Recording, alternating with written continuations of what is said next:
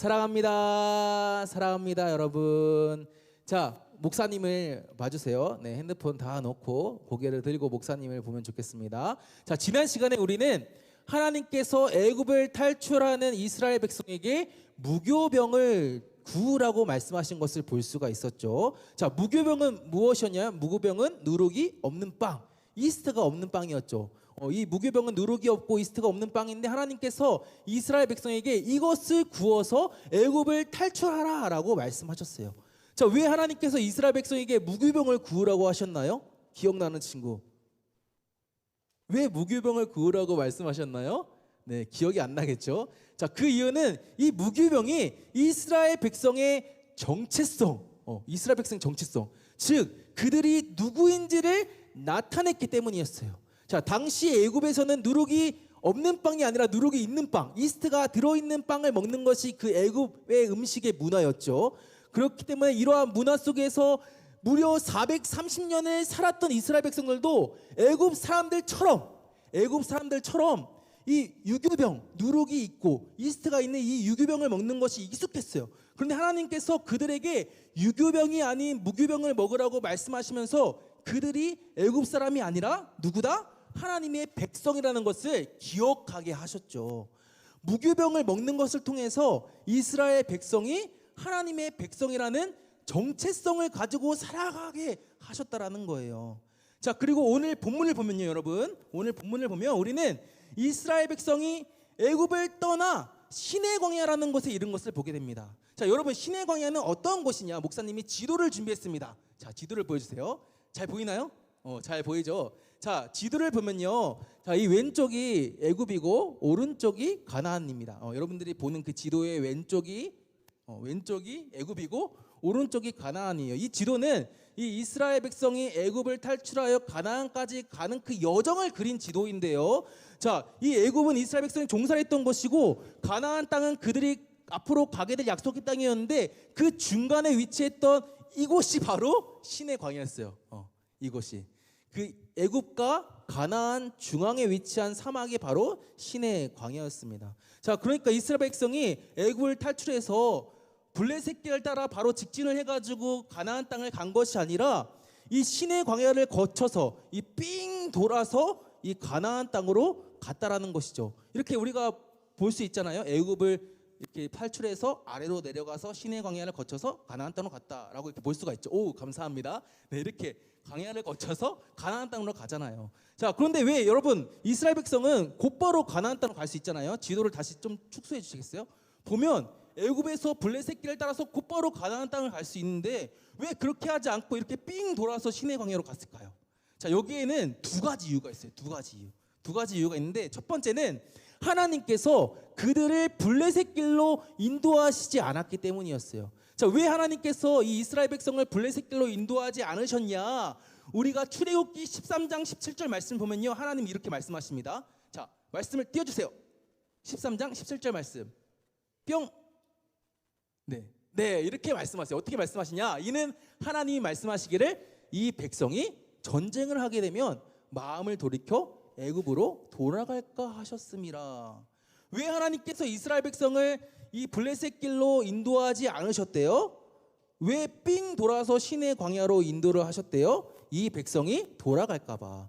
혹시라도 애굽을 탈출해서 바로 블레셋 길로 지나갔다가 그곳에 거주하고 있는 블레셋 사람을 만나서 전쟁을 하게 되면 이 사람들이, 이 이스라엘 백성들이 이 전쟁 때문에 무서워서 애굽으로 돌아갈까 봐, 그래서 하나님께서 블레셋 사람을 안 만나게 하시려고 이스라엘 백성을 블레셋 길로 인도하지 않으셨다라는 거예요. 자, 이것이 이스라엘 백성이 곧바로 가나안 땅으로 가지 않고 시내 광야를 거쳐서 갔던 첫 번째 이유였습니다. 자, 두 번째 이유는 무엇이냐? 이 두 번째 이유가 중요해요. 두 번째 이유.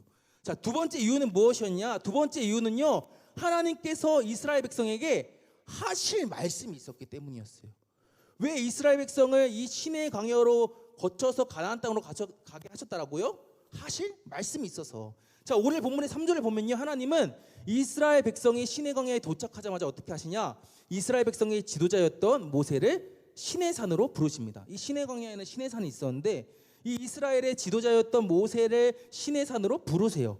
그리고 모세를 시내산으로 불러서 뭐라고 말씀하시냐? 말씀을 보여주세요. 뭐라고 말씀하시냐? 말씀을 띄워주세요. 뿅. 선생님 말씀을 띄워주세요. 뿅. 자, 이렇게 말씀하세요. 너는 이같이 야곱의 집에 말하고 이스라엘 자손들에게 말하라 라고 말씀하세요. 무슨 말이냐? 이제부터 모세야, 내가 너한테 말할 건데 너는 내가 하는 말을 그대로 이스라엘 백성에게 알려줘 라고 하나님께서 지금 모세에게 말씀하시는 거예요.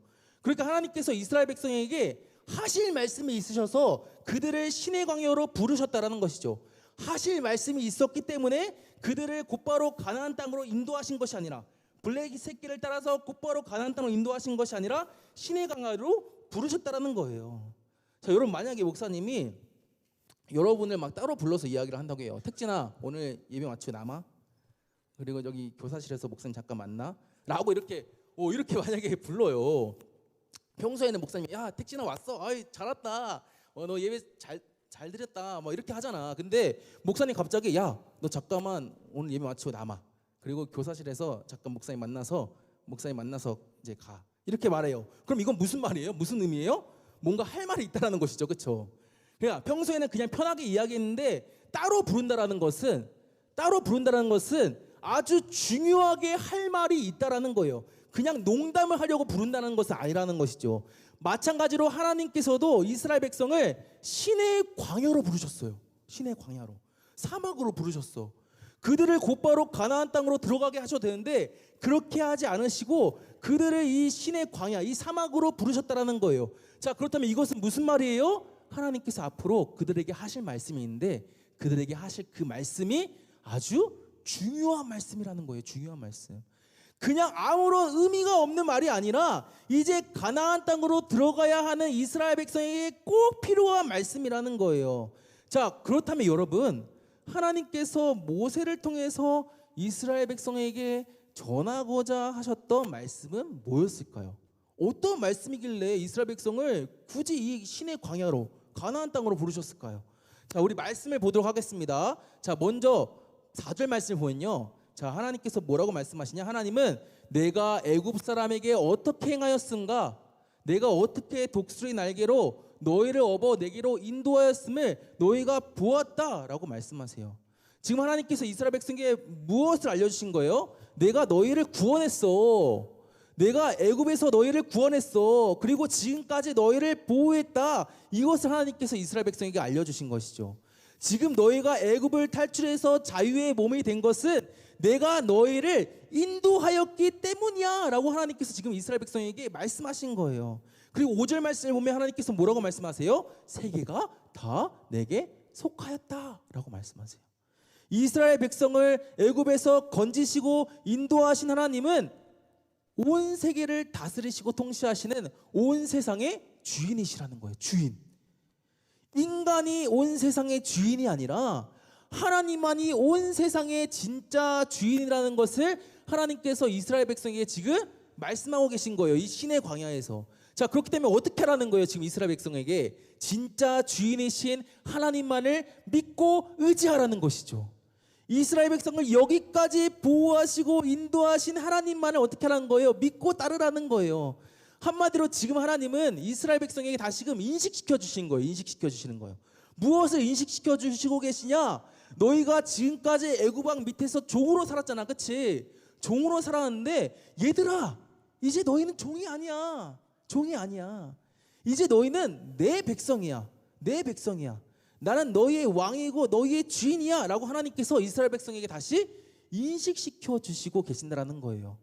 사랑하는 여러분, 우리는 오늘 하나님께서 이스라엘 백성에게 말씀하셨던 것처럼 그들을 이 신의 광야, 이 사막으로 따로 부르셔서 말씀하셨던 것처럼 하나님만이 우리를 인도하시는 분이라는 것을 기억해야 합니다. 하나님만이 온 세계를 다스리시고 통치하시는 진짜 주인이시라는 것을 우리는 기억해야 해요. 여러분, 하나님은요, 죄의 종이었던 우리를요, 그래서 죄 아래 고통받았던 우리를요, 어떻게 하셨어요? 구원하셨어요. 우리는 우리의 힘으로 죄를 이길 수 있어요, 없어요? 없어요. 영영 이길 수 없는데 하나님께서 그런 우리를 가만두지 않으시고 우리를 죄에서 건져주셨어요. 이스라엘 백성을 애굽에서 구원하시고 애굽에서 건져주셨던 것처럼 하나님께서 우리를 죄 가운데서 구원하시고 건져주셨다라는 거예요. 그래서 우리를 어떻게 했어요? 하나님의 백성 삼아 주셨어요. 백성 삼아 주셨어요. 그리고 지금도 하나님은요, 우리를 지키고 보호하고 계세요. 아침에 눈을 뜰 때부터 밤에 잠자리에 들 때까지, 심지어는 잠자고 있는 그 순간까지도 하나님은 우리를 지키시고 보호하세요. 다른 것이 우리를 지키고 보호하는 것이 아니라, 나 자신이 나를 지키고 보호하는 것이 아니라 하나님만이 진짜 나를 지키시고 보호하시는 분이라는 거예요. 여러분, 우리는요, 이것을 기억해야 합니다. 기억해야 돼, 얘들아. 기억해야 돼. 이것을 기억하지 못하면요, 우리는 매일매일을 불안해하며 살 수밖에 없습니다. 왜 그러냐? 우리는 우리 자신을 지킬 만한 힘이 있어요, 없어요? 없어요. 우리는요, 우리의 마음과 생각조차 다스릴 수 있어요, 없어요? 없어요, 없어요. 혹시 여러분 중에서 나는 내 마음과 내 생각을 다스릴 수 있어요, 목사님? 저는 제 마음, 제 생각 잘 다스릴 수 있어요 하는 친구 있어요? 아마도 없을걸요. 우리는 우리의 마음과 생각을 다스릴 수가 없어요. 어떻게 알 수 있습니까? 그냥 나 자신만 보면 알 수 있죠. 걱정하지 말자고 해도 어때요? 걱정해요. 걱정하지 말자고 해도 걱정해. 화내지 말자고 해도 어때? 화내. 자, 지금 목사님이 여러분 마라탕을 생각하지 말아보세요. 여러분 머릿속에서 마라탕 좋아하는 친구들 많을 텐데 마라탕을 생각해보지 말아보세요라고 말하면요, 여러분들 마라탕을 생각하지 않을 수가 없을걸요. 마라탕밖에 생각이 안 나요. 왜 마라탕을 생각하지 말아야지라는 것을 생각하기 때문에. 그러니까 마라탕을 생각하지 말자고 하는 그 나의 생각을 내가 다스릴 수가 없는 거야. 우리는 우리의 마음과 생각을 다스릴 능력이 1도 없다는 거예요. 1도 없어, 1도 없어. 그렇기 때문에 우리의 인생도 책임질 수 있어요, 없어요? 내 마음과 생각도 다스릴 수가 없는데 내 인생을 책임질 수 있어요, 없어요? 없어요. 우리의 인생을 책임질 수 있는 그러한 힘과 능력이 나한테는 없다라는 거예요. 그런데 하나님은 그렇지 않으시다라는 것이죠. 하나님은 온 세상의 주인이시고 온 세상을 다스릴 권세, 힘과 능력이 있으시기 때문에 하나님은 나의 삶 또한 가장 완벽하게 다스리신다라는 거예요. 인도하신다라는 거예요. 사랑하는 여러분, 우리는 이것을 기억해야 합니다. 기억해야 해요. 하나님만이 나의 주인이시고 그래서 나의 삶을 가장 완벽하게 다스리신다는 것을 우리는 기억해야 합니다. 그러할 때 여러분, 우리는 더 이상 불안해하지 않을 수 있어요. 평안하게 살 수 있어요. 왜 그렇습니까? 나의 주인이신 하나님이 나의 삶을 완벽하게 다스리시고 인도하시는 그 하나님이 나와 함께 하시기 때문에, 그리고 나의 삶을 지금도 인도하시기 때문이죠. 그렇기 때문에 비록 나는 내일 일어날 일을 알지 못해요. 우리는 1초 앞에, 10초 앞에, 100초 앞에 일어날 일을 알지 못하지만, 때로는 내가 예기치 못한 일이 나의 삶 가운데 일어날 수 있지만, 그럼에도 불구하고 하나님만이 나의 주인이시라는 것을 아는 사람은 평안하게 살 수 있다라는 거예요. 자, 그렇기 때문에 여러분, 우리는요, 나의 주인이신 하나님께 나의 삶을 의탁해야 됩니다. 의탁. 자, 의탁한다는 것이 뭘까요? 의탁한다는 것? 의탁한다는 게 무슨 말이에요? 나의 삶을 맡긴다라는 거예요. 맡긴다. 누구한테? 하나님께 나의 삶을 맡겨드려야 한다는 것이죠. 자, 엊그제 목사님 아들이랑 미용실에 갔습니다. 미용실에 갔어요. 목사님 1살짜리 아들이 있다고 했잖아요. 아들이랑 미용실에 갔어요. 목사님 아들의 머리가 너무 지저분해가지고 여름이니까 시원하게 밀어버리려고 미용실에 갔어. 그런데 목사님 아들이 미용실에 가자마자 의자에 앉자마자 엄청 우는 거야. 막 엉엉 울어 진짜. 목사님 무슨 일이 일어난 줄 알았어요. 엉엉 우는 거야.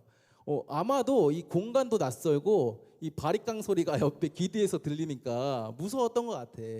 그래서 목사님이 안 울게 하려고, 머리는 잘라야 되잖아. 안 울게 하려고 막 달래고, 막 뭐 핸드폰 원래 안 보여주는데 핸드폰 한번 보여주고, 막 시선을 막 주의를 끌었어요. 자, 그런데도 막 목사님 아들이 막 오열을 해. 막 엉엉 울면서 오열해. 얼마나 심하게 울었으면 막 기침도 하면서 막 소리도 못 내. 막 그 정도로 엄청 울었어요. 자, 그런데 이미 머리는 어때요? 절반은 밀었어. 더 이상 되돌릴 수가 없어. 그대로 미용실 밖으로 나가면 절반 밀린 상태로만 다니는 거야. 그래서 어쩔 수 없이 목사님이 결국에는 목사님이 이 1살짜리 아들을 목사님이 힘으로 꽉 붙잡고 머리를 다 밀어버렸습니다. 다 밀진 않고 옆에만 밀었어. 너네들처럼. 다 밀진 않았지. 옆에만 밀었어요. 자, 그리고 이제 머리를 다 자르고요. 이제 집에 가려고 하는데 목사님 아들이 목사님한테 안 오는 거야. 목사님이 일로 와. 집에 가자 했는데 안 와. 목사님 빨리 와봐. 집에 가자 했는데 안 와. 왜 안 왔을까요? 배신감을 느낀 거지. 어떻게 아빠가 나 머리 자르기 싫은데, 나 이렇게 울면서까지 지금 머리 자르기 싫다고 하는데 어떻게 나를 붙잡고 내 머리를 밀어버릴 수가 있어? 배신감을 느껴서 목사님한테 안 오는 거겠죠. 그래서 어쩔 수 없이 목사님 아내가 목사님 아들을 안고 집에 갔습니다. 집에 가는데 목사님 그 안겨 있는 아들의 얼굴을 보니까 너무 평온해 보이는 거예요. 분명히 조금 전까지만 해도 미용실에서는 막 울며 불며 나 머리 안 자르겠다 막 이렇게 오열을 했는데, 그 엄마 품에 안겨져 있는 이 아이의 얼굴이 너무나도 평온하게 보이는 거예요. 저 어떻게 이렇게 180도로 바뀔 수가 있었습니까? 엄마에게 자기 자신을 의탁했기 때문이죠. 배신자 아빠가 아니라, 내 머리를 밀어버리는 배신자 아빠가 아니라 언제라도 나를 도와주는 엄마 품에 자기 자신을 맡겼기 때문에 목사님 아들이 평안을 되찾을 수가 있었다라는 거예요. 목사님 이것을 깨달았어. 좀 마음은 슬프긴 했지만, 자, 이처럼 여러분 우리도 역시 하나님의 품에 안겨야 해요. 하나님의 품에 있어야 합니다. 다른 것은 필요 없어요. 하나님 품에 우리가 있어야 한다라는 거예요. 나의 인생을 다스리시고 통치하시고 나를 언제라도 도와주시는 우리 하나님, 나를 배신하지 않는 하나님. 목사님 아들을 배신했지만 하나님은 우리를 배신하지 않으세요. 나를 배신하시지 않으시고 나를 언제라도 도와주시고 나를 가장 선하게 인도하시는 그 하나님께 나의 삶을 우리가 어떻게 해야 된다? 맡겨드려야 한다는 거예요. 자, 그렇다면 여러분, 하나님께 나의 삶을 맡긴다라는 것은 뭘까요? 하나님께 나의 삶을 맡긴다는 것은 뭘까? 오늘 본문을 보면 하나님께서 뭐라고 말씀하시냐? 우리 5절과 6절 말씀을 보도록 하겠습니다. 하나님께서 뭐라고 말씀하세요? 너희는 내 말을 잘 듣고 내 언약을 잘 지켜라고 말씀하세요. 그러면 어떻게 된대요? 너희는 모든 민족 중에 내 소유가 되겠고 너희가 내게 대하여 제사장 나라가 되며 거룩한 백성이 될 거야 라고 말씀하세요. 다시 말해, 하나님의 말씀을 잘 듣고 지키면 하나님께서 인생을 책임져 주시겠다라는 거예요. 하나님 말씀을 잘 듣고 지키면 하나님께서 우리 인생을 끝까지 책임져 주시겠다라는 거예요. 여러분, 하나님께 나의 삶을 맡긴다라는 것은요, 하나님의 말씀을 듣는 거예요. 나의 인생의 주도권을 하나님께 내어드리는 겁니다. 내어드리고 나에게 하시는 그 말씀을 듣고 지키는 것이 하나님께 나의 삶을 맡기는 거예요. 말로만 하나님을 믿는다라고 말하는 것이 아니라, 우리 말로는 잘하잖아, 그치? 저 하나님 믿어요, 저 예배 드렸어요, 말로는 잘하는데 말로만 하나님을 믿고 예배한다고 말하는 것이 아니라, 내 마음대로 사는 것이 아니라 정말로 하나님께 내 운명을 거는 거, 그래서 하나님이 이끄신 대로 그냥 순종하며 살아가는 거, 이것이 하나님께 나의 삶을 맡기는 사람의 모습이라는 거예요. 여러분, 목사님이 간절히 바라기는요, 우리가 진짜로 하나님께 나의 삶을 맡겼으면 좋겠습니다. 말로만 우리가 우리 하나님 믿어요, 우리 하나님 예배해요 라고 말하는 것이 아니라, 우리가 진짜로 하나님께 나의 삶을 맡겨드렸으면 좋겠어요. 그냥 말로만 하는 것이 아니라 나의 삶을 다스리시고 통치하시며 나의 삶을 가장 선한 길로 인도하시는 그 하나님께 여러분, 나의 인생을 드렸으면 좋겠습니다. 그러기 위해서는요, 여러분, 하나님의 말씀에 더욱 귀를 기울여야 하고 그 말씀에 우리가 순종하며 살아가야 합니다. 그럴 때 여러분, 하나님은요, 반드시 여러분의 삶을, 여러분의 인생을 책임지시고 인도해 주세요. 우리가 하나님을 믿음으로 우리의 인생을 하나님께 맡겨드렸을 때, 우리의 인생의 주도권을 하나님께 내어드렸을 때, 하나님은 반드시 우리의 삶을, 우리의 인생을 책임져 주신다는 거예요. 여러분, 말씀을 맺겠습니다. 사랑하는 여러분, 오늘 하나님은요, 가나안 땅을 향해 가는 이스라엘 백성을 신의 광야로 부르셨어요. 곧바로 가나안 땅으로 인도하지 않으시고 신의 광야로 부르셨어. 무엇 때문에? 하실 말씀이 있으셔서. 그래서 모세를 통해서 이스라엘 백성에게 말씀하셨어요. 뭐라고 말씀하셨냐? 내가 너희를 인도했다. 내가 온 세상의 주인이다. 그러니까 나를 의지해라. 나의 말을 들어라. 하나님께서 이스라엘 백성에게 말씀하셨습니다. 마찬가지로 여러분, 하나님은요, 죄의 종이었던 우리를요, 구원하셨어요. 우리를 하나님의 백성 삼아주셨습니다. 그렇기에 이 땅을 살아가는 우리는요, 우리의 삶을 하나님께 어떻게 해야 돼요? 의탁해야 돼요. 의탁. 목사님 아들이 엄마에게 자기 자신을 의탁했던 것처럼, 엄마 품에 그냥 자기 자신을 내어줬던 것처럼, 우리도 우리 아버지 하나님께 우리의 삶을 의탁해야 된다는 거예요. 맡겨드려야 합니다.